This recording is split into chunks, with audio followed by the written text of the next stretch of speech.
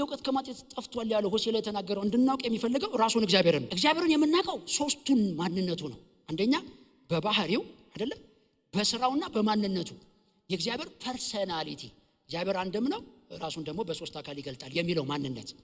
ከዛ ስትመጡ ደግሞ ባህሪው እግዚአብሔር ምን አይነት ባህሪ ነው ያለው የሚለው።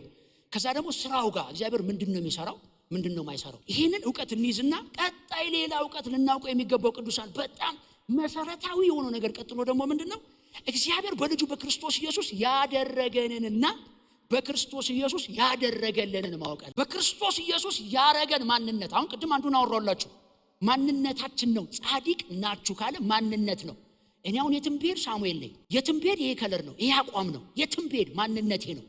ኢትዮጵያዊ ነኝ፣ ማንነቴ ነው። ሊቀየር አይችልም።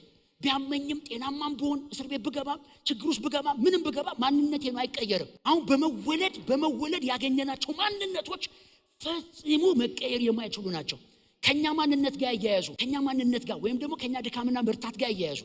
አንዳንድ ሰዎች እንዲህ ይላሉ፣ አንድም ቦታ መንፈስ ቅዱስ በአዲስ ኪዳን ለዘላለም ከእናንተ ጋር እንዲኖር ምን አደረኩኝ ነው የሚለው፣ ሰጠኋችሁ ነው የሚለው።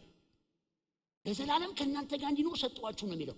ብዙ አማኝ ይህን ማወቅ አለበት። ጌታዊ መንፈስህን እንዳትወስድብኝ ብሎ የሚጸልይም ይዘምርም አለ።